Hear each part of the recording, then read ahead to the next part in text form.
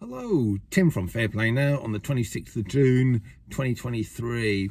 So I just got a couple of minutes before my first job of the week, just around the corner here. But I wanted to share a random thought I had in my head, and it just occurred to me as I was driving here. And it's an idea for a video game.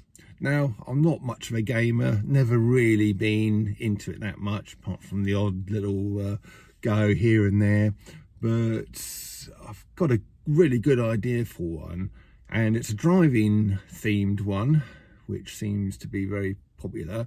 And what I'd call it is avoiding the potholes.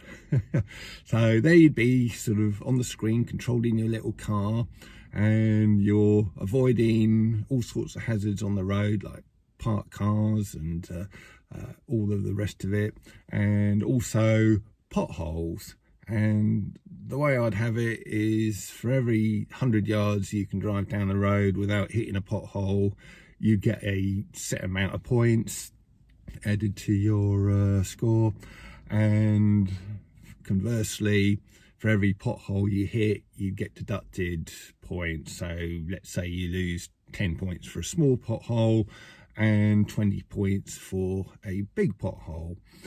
So I think that'd be quite a good game. Get all the kids addicted to that one, and by the time they get to driving age and out on the roads, they will then be kind of very experienced and expert at avoiding all of the potholes in real life. And I'd have a series of levels, of course, like you have on these games, where if you sort of get enough points on one level, you go up to the next level. And the top level I would call the West Sussex, the West Sussex level, because that seems to be, in real life, one of the worst, which is where I live, and there's just so many potholes around. It's absolutely stupid. I don't know. But of course, if you went to the councils and said, why aren't you, or the government or whatever, and said, why aren't you fixing all of these potholes? They're just absolutely everywhere. And although you seem to be doing roadworks for other things, they come and go, and yet the potholes are still there. They haven't done anything about the potholes, and you know what's going on. And they'd probably go, oh, we haven't got the money to fix potholes, not at the moment. And you'd sort of turn around and say, well, yeah, all of these pride flags are flying around the town every town I go to. You seem to have enough money for that. Oh yeah, we've got enough money for that. Yeah, all of the lurgy nonsense that you spent vast sums of money on, everything from sort of sending inspectors around to make sure that their social distancing signs were up, and their mask signs were up. You had plenty of money for that. Oh yeah, we had got plenty of money for that. We had plenty of money for that. And oh yeah, I think I've seen that governments and etc. are sending money to a certain country that starts with U, even though that's got nothing to do with us, what's going on there. Oh yeah, we've got plenty of money for that. But you got no money for potholes. Yeah, I think that game, avoiding the potholes, would be a good one to get the kids used to driving in real life. Of course, that's if driving hasn't been banned by the time they get to driving age, of course. Leading on from that, I had a good idea. We've been talking about these 15-minute cities, and in real life we are making some headway there, to be honest with you. There's a growing list of councils now who have been forced to either withdraw or at least drastically scale back plans for low traffic neighbourhoods and 15-minute cities, purely and simply because of the pushback they're experiencing and getting from us. And it's been so much so that central government aren't going to be giving any funding to local governments for all of these schemes now, which is going to make it very difficult for them to actually build and make and enforce these LTNs, which is a good thing. That's progress, but that's probably also why they haven't got any money to fix the potholes, because they're spending on that kind of stupid stuff as well. But I've had a really good thought.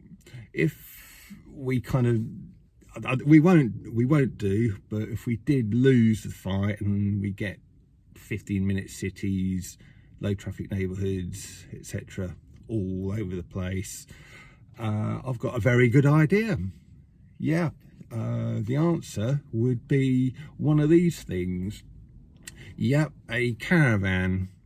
Because the whole idea of a 15-minute city, of course, is that everything will be within 15 minutes of your front door, and you'll not be allowed to go anywhere further than 15 minutes from your front door.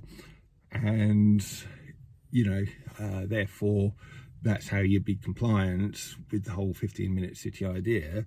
But with a caravan, well, your front door's right there behind you. So imagine the scenario: you're driving up the motorway and you get pulled over by the police, and they say, excuse me, sir, we've noticed you've been driving along here for a good 25 minutes now. You're that means you're sort of more than 15 minutes or 20 minutes outside of your area. We're going to fine you, I'm afraid. And you can then turn around and go, well, if you look behind me, you'll see that my front door's right there. It's not even 15 seconds away, let alone 15 minutes. So on your bike, pal. And the police officer would say, oh yeah, fair enough, that's a fair point, on your way, thank you very much. Just an idea, rather ridiculous one, but there you go. You have to have a bit of a sense of humour with these things, I think. And I did see, I believe this is a quote from John Lennon, I did see this on a Telegram group yesterday, and he wrote something at some point. I don't know if it's a lyric to a song or just a poem or just an article, I suppose it would be, or whatever it was.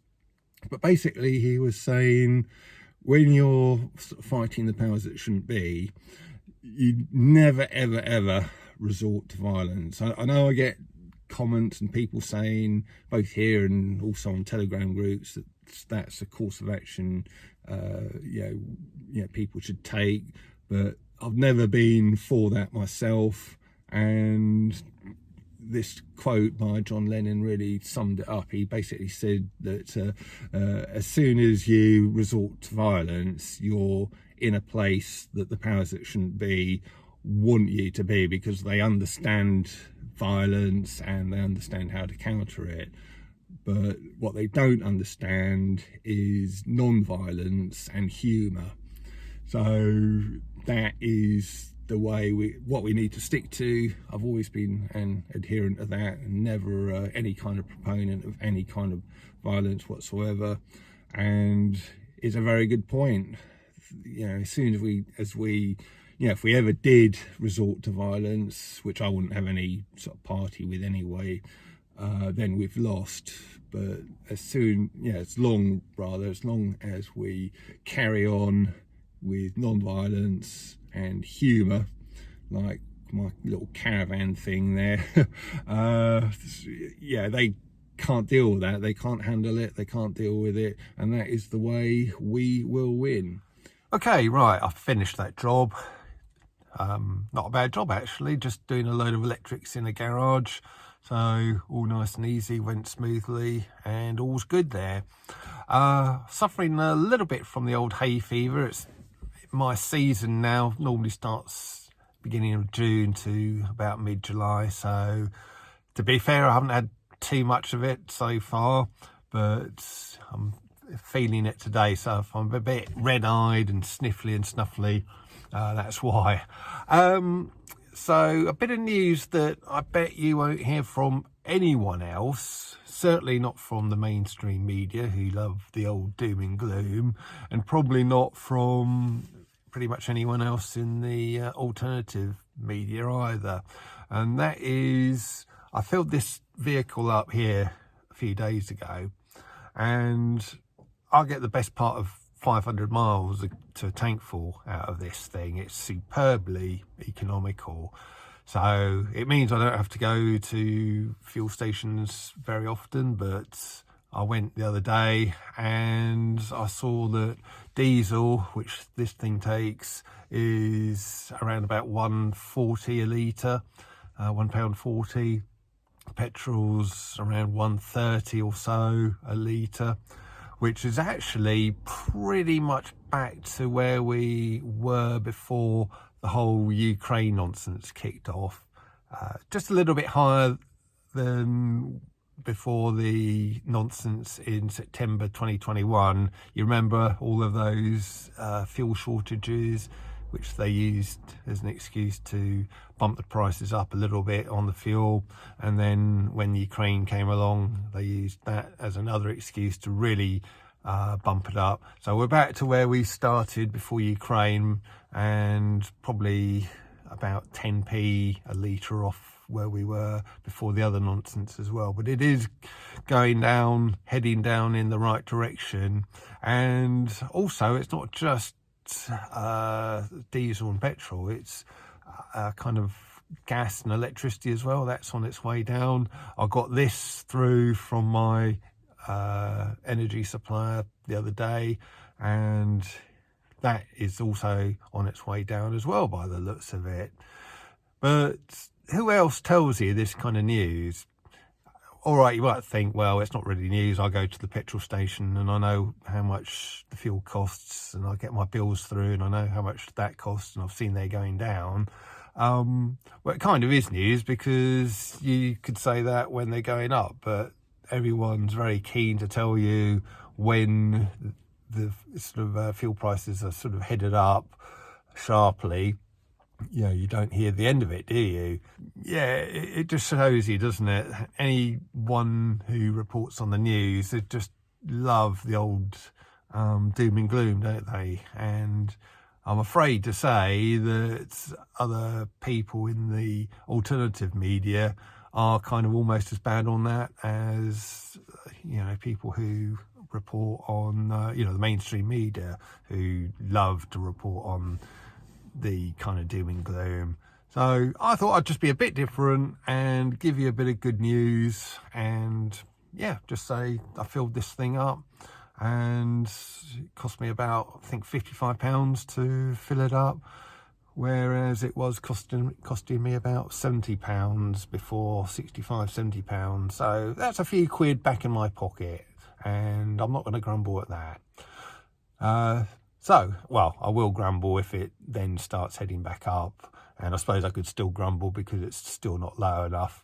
But hey, you know, a few quid in my pocket is, you know, something that I can buy nice for me and Lorraine.